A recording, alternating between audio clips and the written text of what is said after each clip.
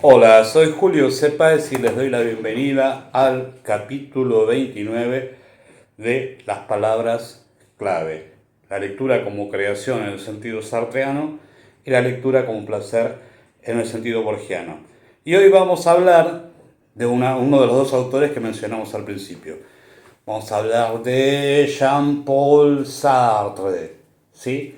Hablar de Sartre es una tarea compleja, nosotros lo vamos a hacer lo más sencillo posible en este poquito tiempo que tenemos, porque tenemos que hablar de crítica literaria, de filosofía, de creación teatral, de creación filosófica, de novela, de cuentos y demás. ¿Sí?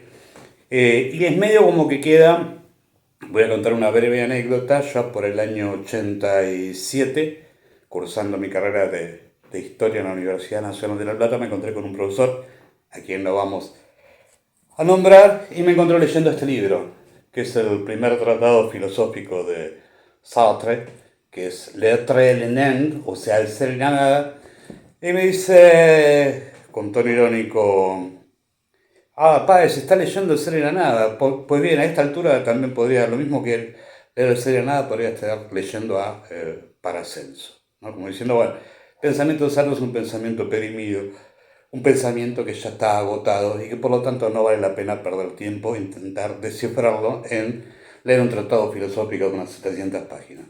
Pero yo era muy joven y bastante pedante y bastante autosuficiente y desde siempre pensé que la formación intelectual de cada persona debe ser propia, si bien debe seguir algunos parámetros de maestros, debe seguir siempre apuntando a lo máximo que considera y juzgando en el criterio propio. Es una anécdota paralela. Jean-Paul Sartre, hoy casi completamente olvidado, digo entonces, fue escritor, fue filósofo, fue dramaturgo, fue crítico literario, fue militante político. ¿Sí?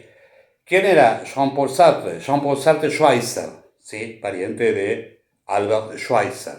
Buscarlo, googlearlo si no lo identifican rápidamente. Nació en 1905 en París y murió 74 años después también en París. Era el miembro de un sector social privilegiado de la burguesía francesa. Desde chico se orientó por la lectura y después directamente estudió en la Escuela Normal Superior, donde se doctoró en filosofía. O sea que su formación de base era filosófica. En esa época fue alumno de Merleau-Ponty, también de Husserl y obviamente también de Martin Heidegger. De hecho, estuvo estudiando en Alemania a los teóricos de lo que luego se llamaba por entonces la fenomenología, fundamentalmente Husserl, el creador, después su discípulo Martin Heidegger, y digamos que originariamente como filósofo Sartre era un fenomenólogo, ¿sí? Seguía la teoría fenomenológica. Obviamente un intelectual, digamos, cuestionador, lo fue toda su vida. Después, digamos, el ser y la nada es la aplicación fenomenológica del existencialismo. Algunos, digamos, por ejemplo, Feynman considera que toma el existencialismo heideggeriano, ese que hablaba del Dasein y demás, y lo transforman, lo lleva a otro nivel con L'être et le nain, o sea, con el ser y la nada. Ahora bien, como dije anteriormente, siempre tuvo vocación literaria, siempre escribió, o sea que aparece en el mundo filosófico con el ser y la nada, con L'être et le nain, pero inmediatamente después de concluida la Segunda Guerra Mundial, aparece La Nausée, o sea, La náusea, su primera novela, de la que vamos a hablar a continuación. Bueno, la segunda posguerra le trajo a Sartre una notoriedad evidente. ¿Por qué? Y porque se asociaba a la Francia resistente, a la Francia que se oponía o se había opuesto al nazismo, la que había luchado contra el nazismo. En general es una figura mítica, ¿no? La resistencia francesa nunca tuvo demasiado peso, si bien existió, pero mucho más importante la resistencia soviética contra el avance alemán o la propia resistencia italiana contra el fascismo, ¿sí? Esas aclaraciones. Pero digamos, como Francia todavía tenía esa idea del foco cultural, hay dos grandes autores franceses que empiezan a tener gran relieve en esa segunda posguerra, que son Jean-Paul Sartre y Albert Camus, ¿sí? Y en esto son admirables, son dos intelectuales, no solamente escritores, son intelectuales que opinan sobre las cuestiones políticas que están en boga en esa Europa destruida por la Segunda Guerra Mundial y al inicio del proceso de descolonización, ¿sí? Y la relación que debe tener Europa respecto al imperialismo norteamericano y también al imperialismo soviético. Va a haber una fuerte disputa entre Camus y Sartre, entre que Sartre se reivindica como un camarada crítico, un compañero de ruta del comunismo soviético, y Camus adopta una posición completamente contraria a las prácticas habidas antes, durante el estalinismo, y ya existentes en la época del revisionismo, digamos, con las denuncias del crimen de los crímenes del estalinismo. Entonces Camus es completamente opuesto a la opción soviética.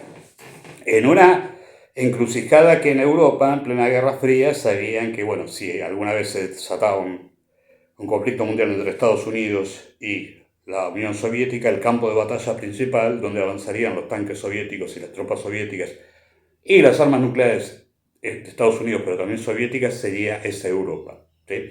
Una Europa escindida, dividida, tensionada, que es la que existió más o menos entre 1947, cuando Churchill declara la existencia del telón de hierro, y hasta digamos, hasta más o menos 1987-1988, cuando la segunda etapa de la Guerra Fría se atenúa, vuelve la distensión.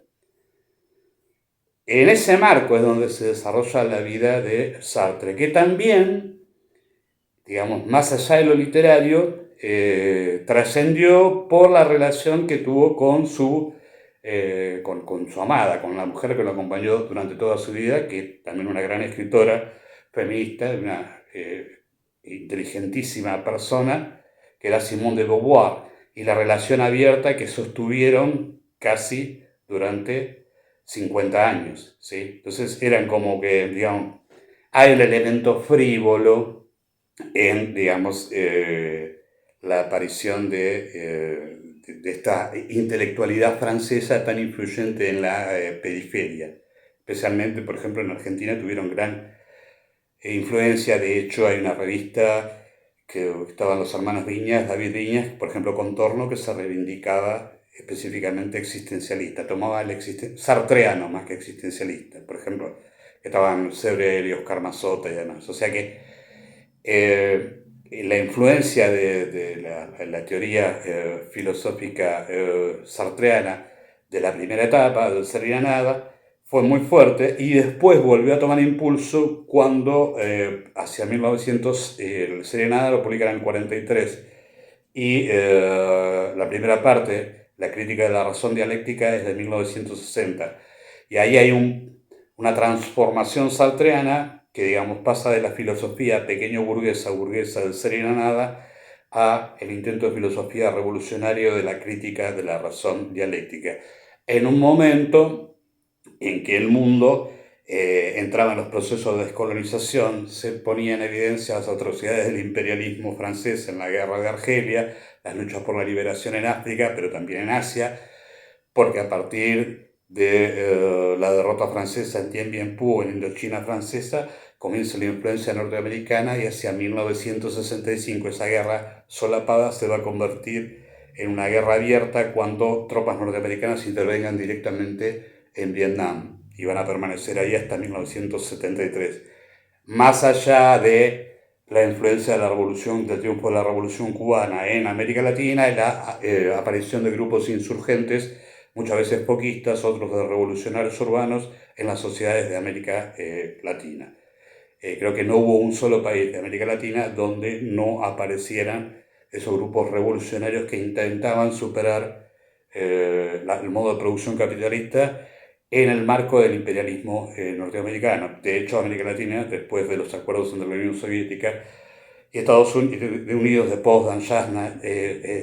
Potsdam, Teherán, habían quedado dentro, digamos, América Latina había quedado dentro de la órbita pro-norteamericana, o sea que tenían que ser países capitalistas, no cuestionadores del modo de producción capitalista ni de la influencia norteamericana.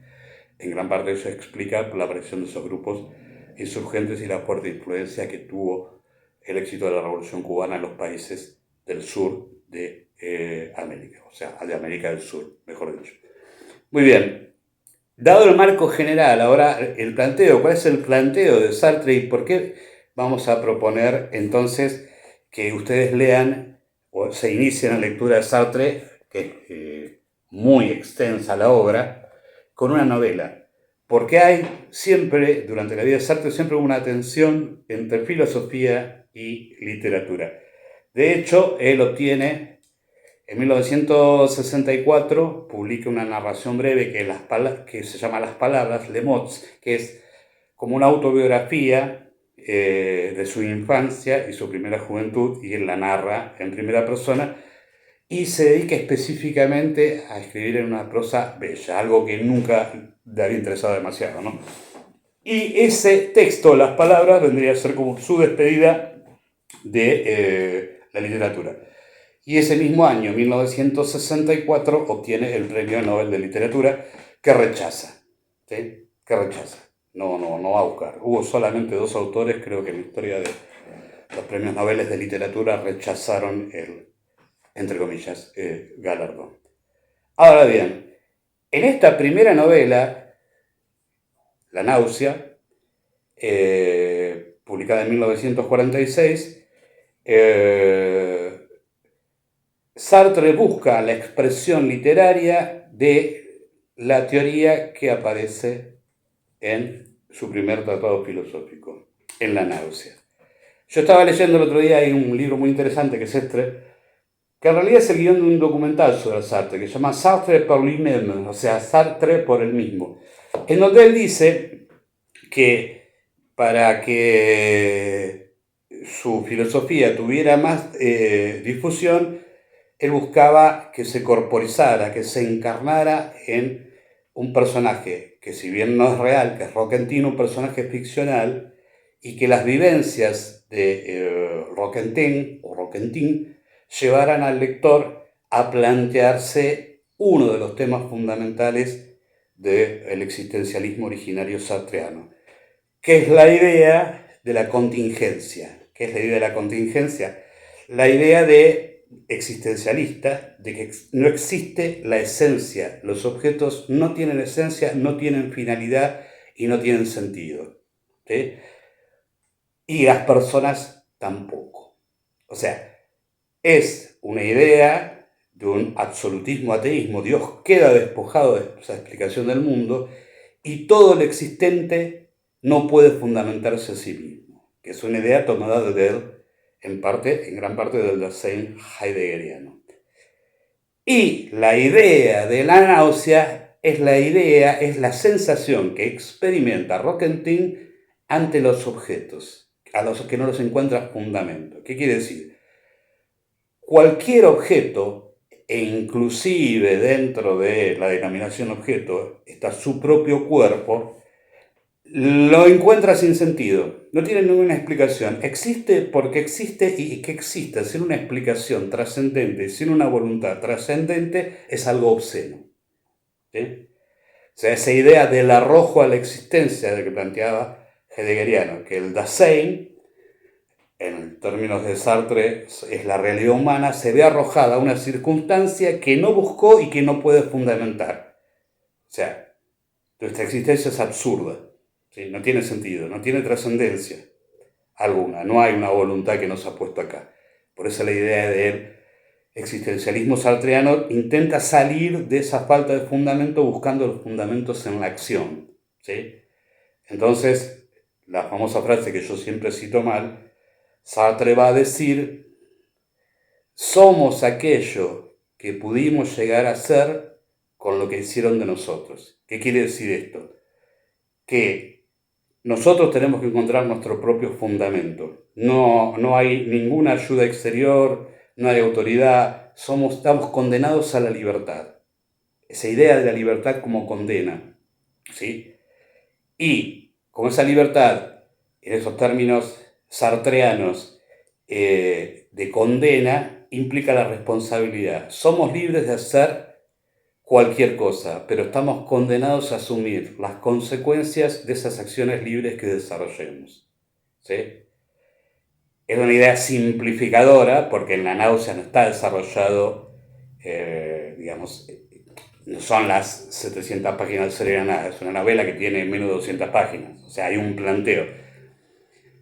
Y justamente en este mismo libro, que es el guión del documental sobre Sartre, que es Sartre por lui-même, o sea, Sartre por él mismo, explica Sartre que él buscó plantear un interrogante filosófico, que es la obscenidad de lo existente sin fundamento, y que la búsqueda de Roquentin, o Roquentin, que es el personaje principal de la náusea, es cómo salir de eso, cómo salir de esa trampa, ¿sí? Y conseguir algún tipo de fundamento. O si hay alguna actividad humana que sí tiene una finalidad y que puede salir de, digamos, lo absurdo. O sea que la creación, tal vez la creación del arte, que tiene un fundamento humano, está prevista en un desarrollo determinado y además tenga un fundamento y por lo tanto pueda llegar a tener un atisbo de esencia. Todo lo demás existente no tiene explicación posible. Lo que se desarrolla en la novela entonces es eso, cómo Roquentin encuentra algo en esa realidad obscena y sin explicación que lo agobia, que pueda zafar de eso. Y cuál es el ámbito, cuáles son los límites de su propia libertad. ¿Sí? Eso es fundamentalmente lo que está planteado en La náusea. Es una novela maravillosamente escrita, estaba pensando, y al mismo tiempo es una novela que la traducción de Losada es muy buena, pero que plantea misterios, porque plantea una idea misteriosa, ¿sí? O sea, plantea una, más que misteriosa, puede tener elementos de desconcierto, de terror, porque está contada desde la subjetividad de Roquentin. Y cómo ese mundo al cual estaba habituado de pronto se vuelve algo atemorizante, algo que le da miedo, algo que le da náusea, pero también le da terror. ¿Sí? Bueno, digo, podría estar mucho tiempo contando más elementos de la filosofía sartreana, que después de la náusea, obviamente derivó hacia un compromiso social más efectivo en lo que, por ahí siguiendo a su maestro, que era Merleau-Ponty, que decía, solamente podemos pensar, o toda nuestra filosofía debe de pensar y debe tener en cuenta que el marco del pensamiento es el pensamiento marxista. Hoy que esa idea parece perimida, a pesar de que el capitalismo se reproduce de una forma impresionante y cada vez se autolegitima más frente a la pasividad de la mayor parte de los consumidores, digamos, consumidores simbólicos o consumidores del material que genera el capitalismo. Leer a Sartre y empezar con La náusea es una idea de ruptura y una idea de renovación en los planteos subjetivos, para ver que hay otra forma de pensar el mundo, que la hubo y va a volver a surgir, no de la misma forma, quizás lo más probable es que de otra la historia no se repite, pero tampoco el pasado se abandona tan rápidamente ni se olvida. Bueno, buena suerte, buena lectura y hasta la próxima.